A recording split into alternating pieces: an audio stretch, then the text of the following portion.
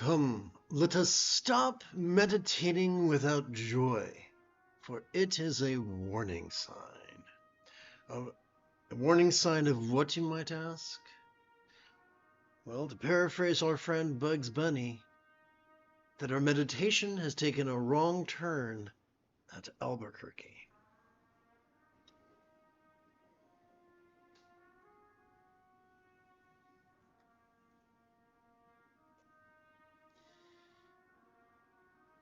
There are many ways of organizing the Buddha's teachings. In a method known as the Seven Enlightenment Factors, we are reminded of the importance of joyful love.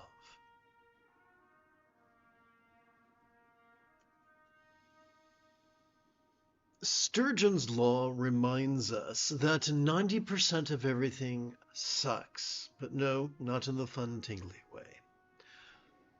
What could that suckiness look like? It could look like Yang's religious patriarchy. Yang's religion and that 90%. So here's how it works out. That means that 90% of humans, including meditation teachers, are going to give you bad advice. Typically not maliciously, but still bad advice. Here's a great example. If we are told to actively focus and actively analyze, and we do that to a certain degree, we will so exhaust both our medial and our dorsolateral prefrontal cortices that we will trigger our amygdala, the seat of both anxiety and aggression. The more anxious you are, the less joyful you are. The more aggressive you are, the less joyful you are. So if the type of meditation you're practicing is reducing your joy, that is an important red flag. Not to give up on meditation, but to exercise some nuance. You see, when we give the front of our brain a rest, and the athlete will tell you, you gotta rest. When you give the front of our brain a rest, and instead practice authentic mindfulness in cooperation with the middle bit of our spinal cord. Let me go into greater detail with that. Well, anyway, when we practice mindfulness and meditation, authentic mindfulness and meditation, in passive cooperation with both facets of our autonomic nervous system, then not only will it automatically calm the anxiety and aggression of our amygdala, but it will gently stimulate our anterior cingulate gyrus, which functions as the hub of our mirror neurons, the seat of joyful love. Not neurotic possessiveness masquerading as love, but joyful love. What is an example of joyful love?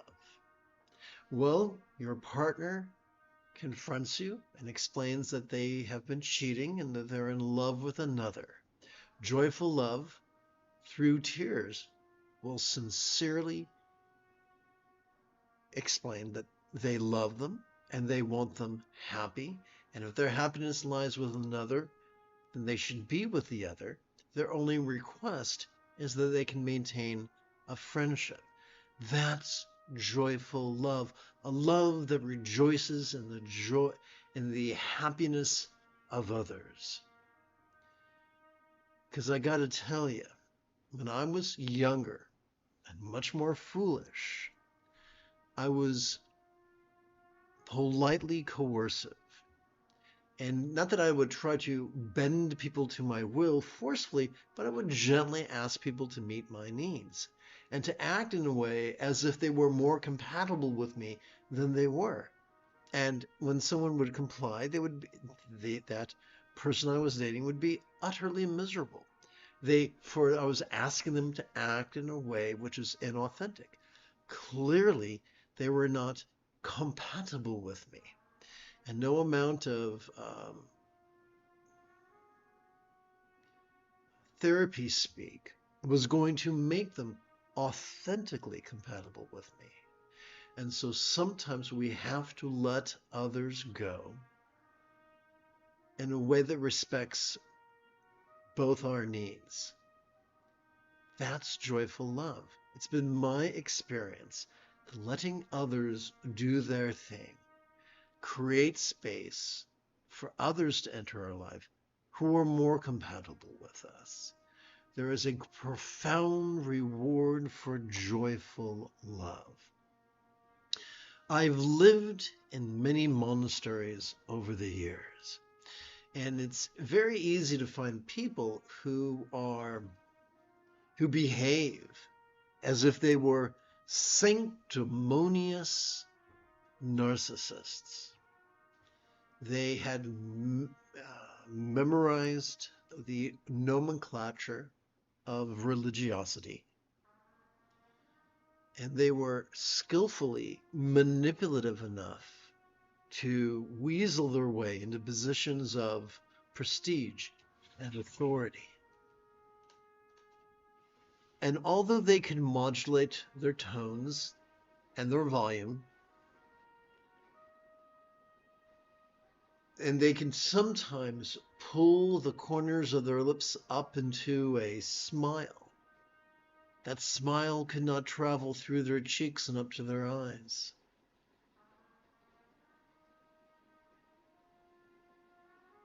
What's the word I'm looking for? Oh, there's a fancy word for it. Michael Pollan wrote a book. It talked about not real tomatoes, but it'll come to me later on. Anyway, when a narcissist disguises themselves as a saint, their giveaway is a lack of joyful love.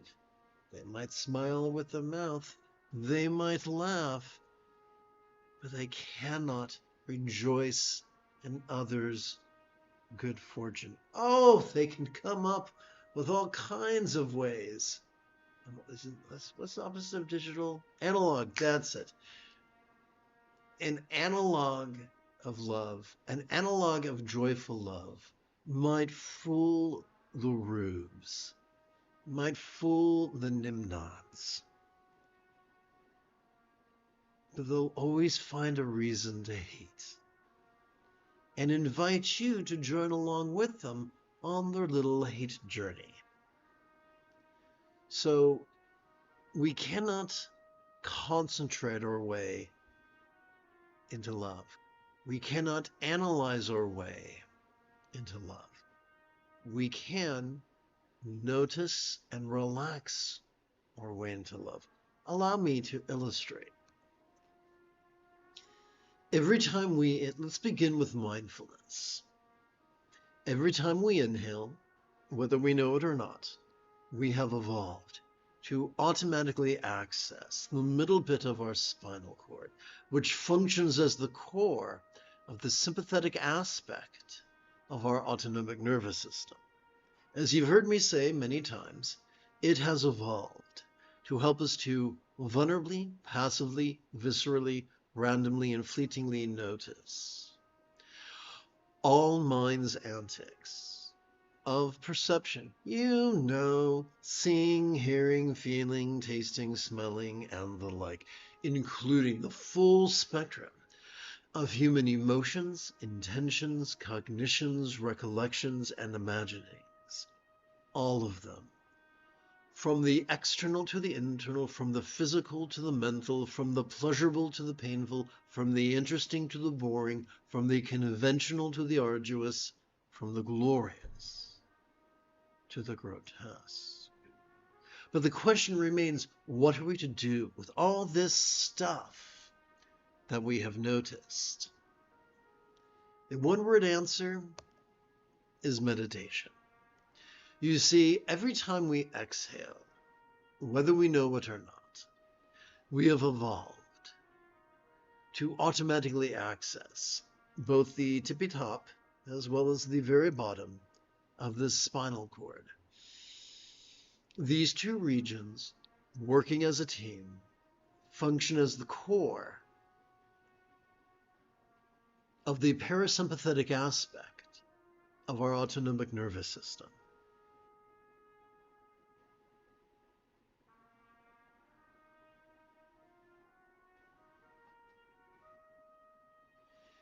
It has evolved to help us to so relax during our exhalation that which we have noticed during our previous inhalation could fleetingly feel less stressful, less permanent, less defining, and as non-graspable as a vast empty void.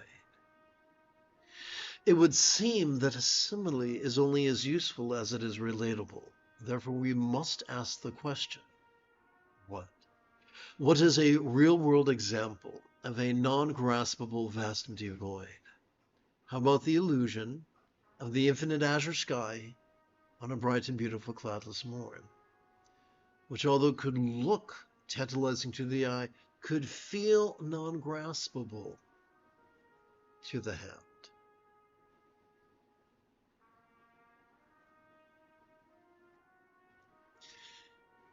In conclusion,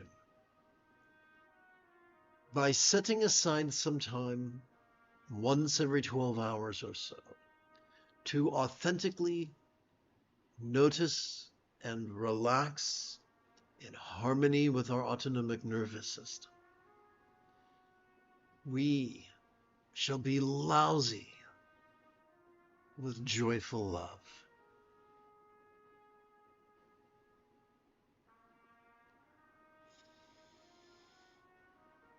This is the Dzogchen Sunday Lama Jigme Gyatso of the Buddha Joy Meditation School. For multiple decades, I've spent about 8 hours a day, almost every day, studying, practicing, mastering, and reverse engineering the teachings and techniques of each school of meditation so that you would not have to. And oh yeah, by the way, if your teacher cannot help you to meditate in a way that causes you to spontaneously experience joyful love, then find one who will. This is Ahsoka Tano Thursday evening. Come, let us meditate like a Jedi. We've already explored the essence of meditation. Let's take it a step further. The essence of mindfulness is to silently and mentally recite the verb watch each time, silently and mentally recite the verb watch every time we passively notice air enter our nostrils. What is the essence of meditation is to silently and mentally recite the verb rest every time we feel air, each time we passively notice air exit our nostrils. All day long? No. Just when you're sitting and breathing in formal practice. A tool that can help us is the Pasadi Mudra, or meditation gesture. It is useful for inviting our real or imagined subtle energies to coalesce at our crown. It is also useful when we climb into bed to fall asleep. It is useful at the end of our life that we might transition peacefully. It is useful every time that we feel as if we are on the verge of a meltdown. And it is as easy as using the tip of our left index finger to support the knuckle at the base, the lower knuckle on our right index finger, palms up in our lap. This wonderful gesture is also useful to help us to keep track of our first solitary repetition of watch rest.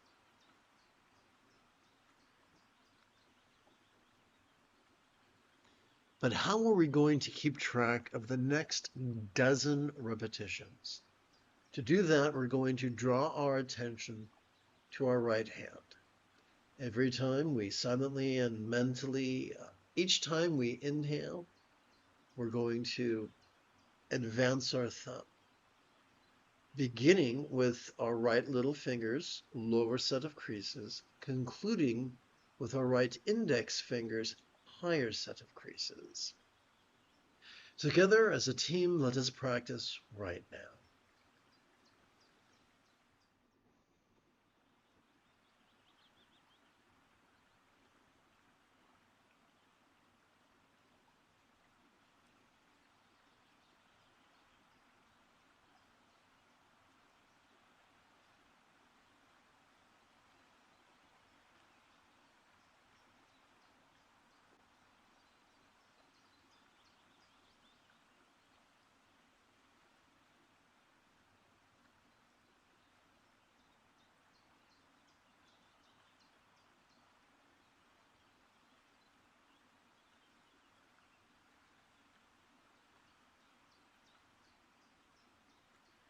To track our next solitary repetition, we touch the tip of our left thumb to our left little finger's lower set of creases. To track our next dozen repetitions, we return to our right hand.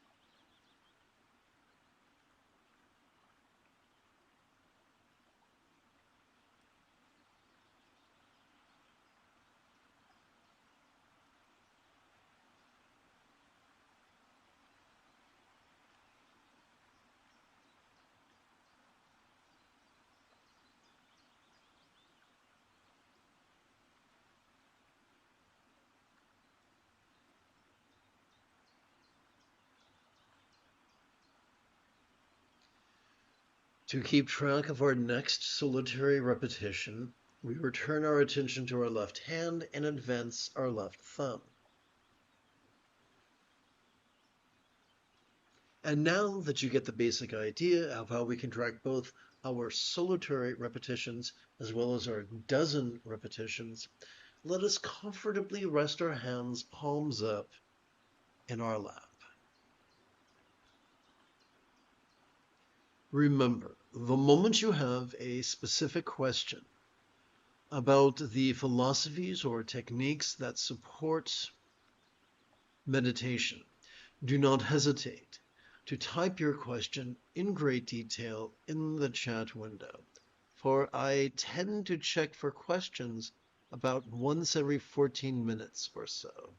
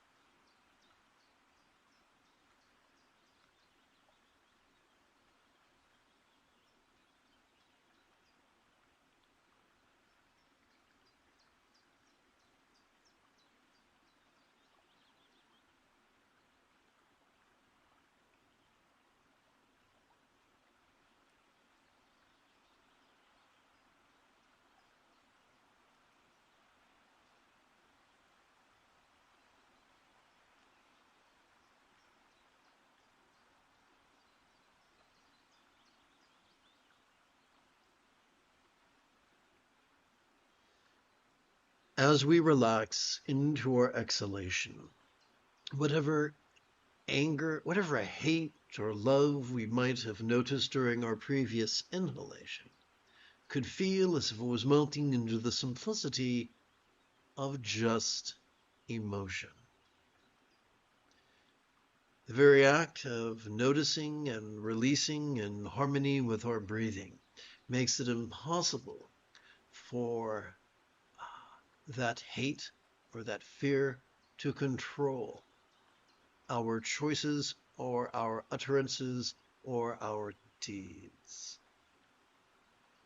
Therefore, it's safe for us to be honest with what we feel without chasing after some feelings or fleeing from others.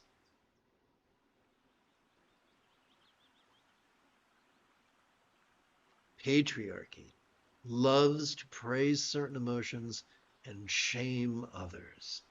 Patriarchy is not about our personal empowerment. It's about our disempowerment. It's kind of like the world's worst vampire.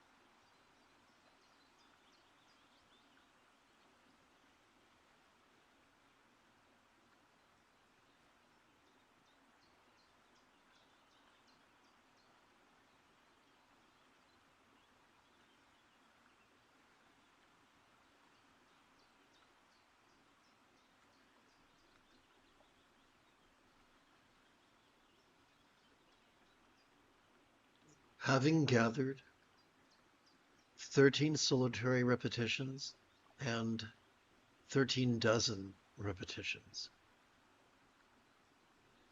it's time to gather another collection.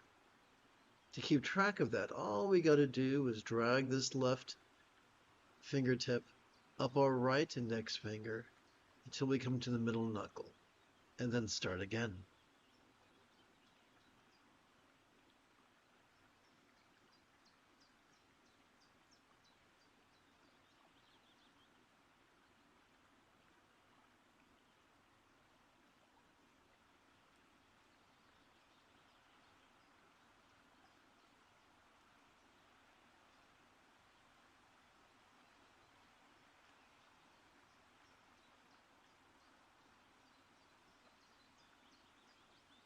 It's true that if you rub roses on your body, you'll smell like roses. And if you rub dog dew on your body, you'll smell like dog dew. But the same does not count for mindfulness. If you notice dog dew, you don't smell like dog dew. If you notice roses, you don't smell like roses. We are not harmed by what we emote, intend, reason, recall, or imagine. We are harmed by what we do or don't do with them. So let us persist in sitting, breathing, noticing, and relaxing.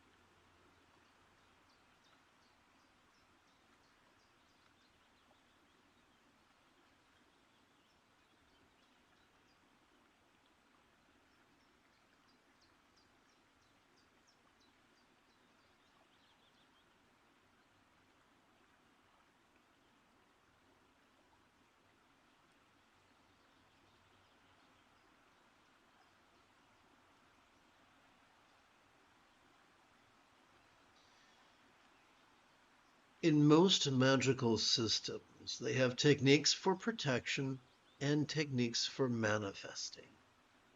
In Ati Yoga, it's simple. When a scary thought prances across our mind, we notice it and relax, and are thus feeding information into the 3-pound supercomputer between our ears to steer clear. When we're sitting and breathing and watching and resting, and a desirous thought cartwheels across the stage of our mind, and we notice it and we relax, our 3-pound supercomputer between our ears knows to steer towards it, or at least to welcome it.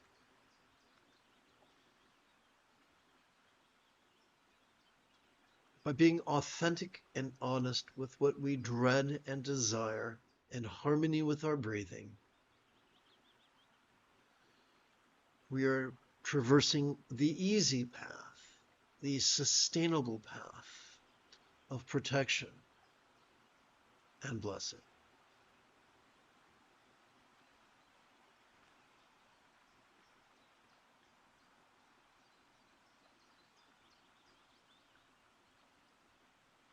Some people describe it as chaos magic, or a very yin form or passive form of chaos magic. Some people will call it Tao Te Ching magic.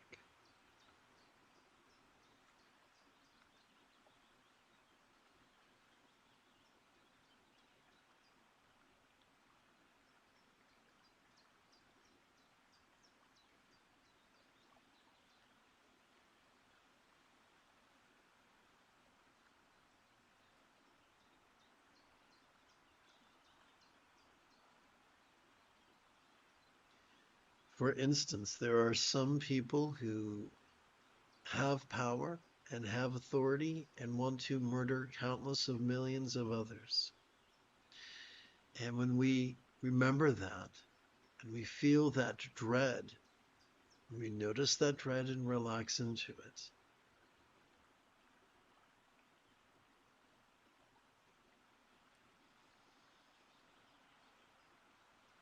For we seem to be connected to people directly and indirectly.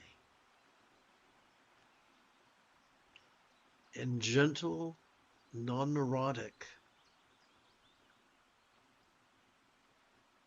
watching and resting seems to have an effect on us, the world within us, and the world without us.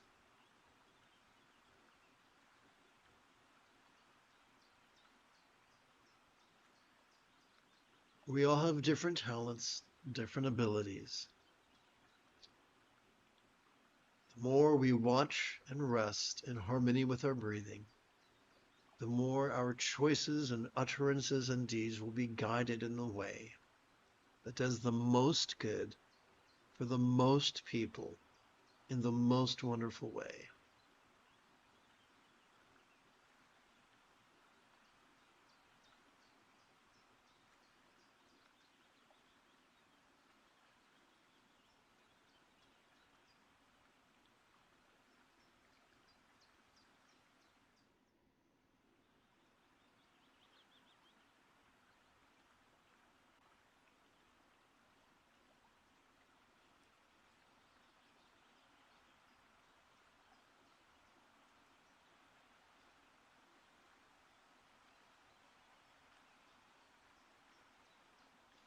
Feeling peace does not make us good. Feeling fear does not make us bad.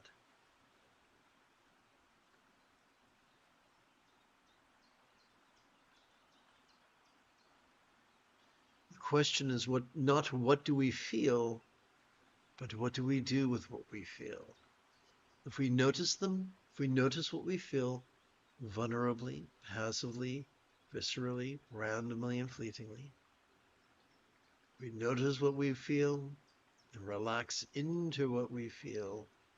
Not only can what we feel do us no harm, it can benefit us, ironically enough.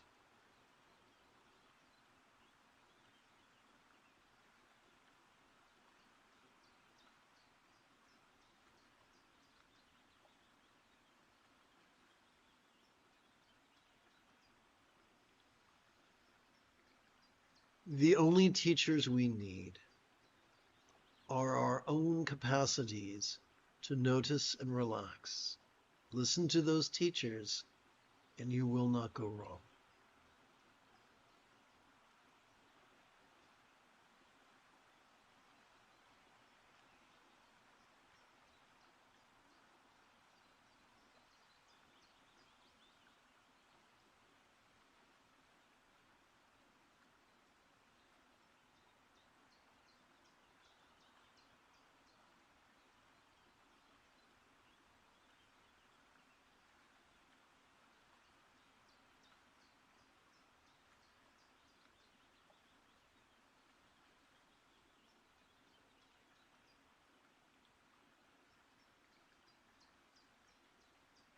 So many people have been taught so many toxic behaviors in the name of manifesting.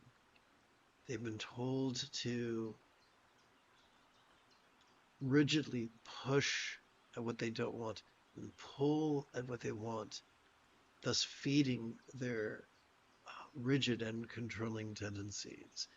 They've been told that their manifesting is contingent upon what they feel. And so they coerce their body and they coerce their heart to feel all manner of things. And in so doing, exhaust themselves.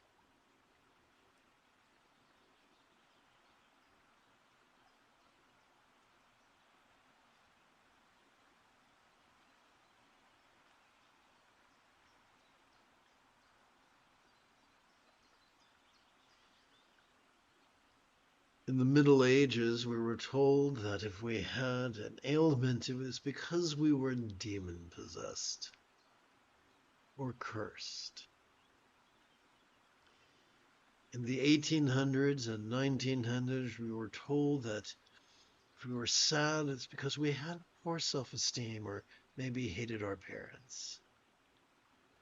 But now we learn that there are pathologies and disorders of the body that create every symptom. There are no emotional problems, just emotional symptoms of physiological problems. Treat the physiological problem and the emotional symptom fades.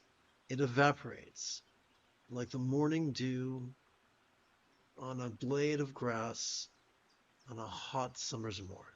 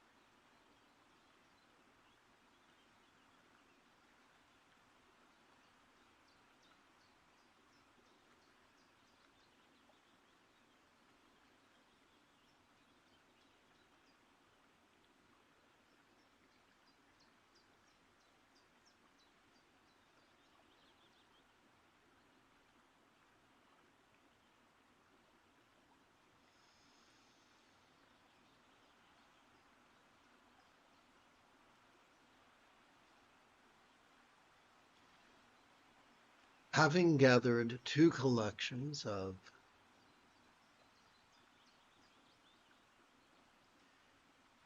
in preparation for our gathering of our next collection of 13 single repetitions of what and 13 dozen repetitions, we have a choice. We can slide the tip of our left index finger up the back of our right index finger till it comes to the third knuckle, or we can switch fingers and instead touch the tip of the left middle finger to the lower knuckle of the right middle finger, palms up in the lap.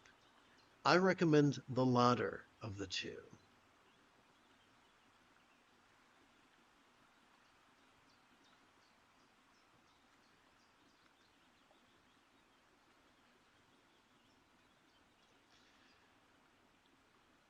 This is known as the Sati Mudra, or mindfulness gesture, and invites our subtle energies to coalesce in our chest. And it's simple.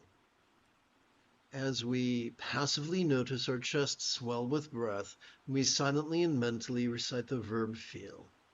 And as we passively notice our chest subtly sink, as gently we exhale, we silently and mentally recite the verb rest.